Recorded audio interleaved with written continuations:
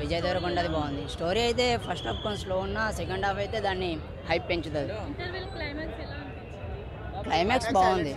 ఇంకా దానికంటే highlight climax ఇంకా లాస్ట్లో ఉంటుంది కదా, అది బాగుంటుంది. ఇంకా కమల్ హాసన్ది పూర్తి లుక్ ఇంకా లాస్ట్లో రివీల్ చేస్తారు, అప్పటివరకు రివీల్ చేయరు.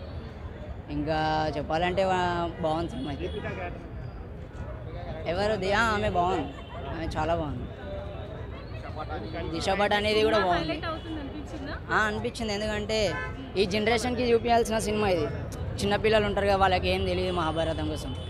సింపుల్గా తీసే అనిపించింది, కానీ మహాభారతం మొత్తం చూపించేసాం.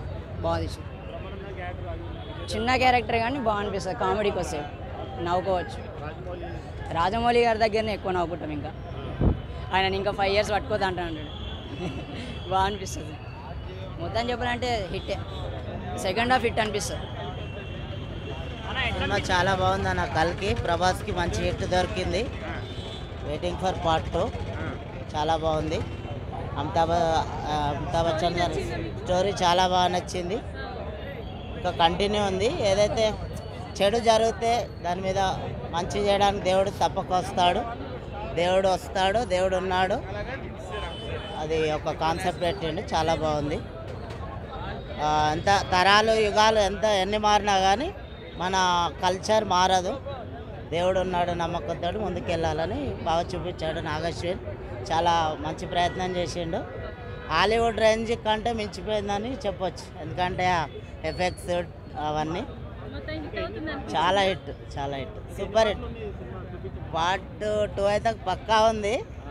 ఎందుకంటే కమల్ హాసన్ గారి విలన్ పాత్ర కూడా డిఫరెంట్గా చూపెట్టిండు. ఏదో విలన్ హీరో కాకుండా డిఫరెంట్గా మంచిగా చూపెట్టిండు. అన్ని క్యారెక్టర్స్ని ఒక ఇన్వాల్వ్ చేసిండు. రాజమౌళి గారు కూడా ఉన్నారు. ఒక చిన్న సన్నివేశం ఉంది. సలార్ ఒక డిఫరెంట్, కల్కి డిఫరెంట్, చాలా హైలైట్. అది సినిమా స్టోరీ చెప్పడానికి ఉండదు. ప్రేక్షకుడు వచ్చి చూస్తేనే వాళ్ళకి క్లియర్గా అర్థమైపోతుంది. కల్కి సూపర్ హిట్. ప్రభాస్కి మంచి.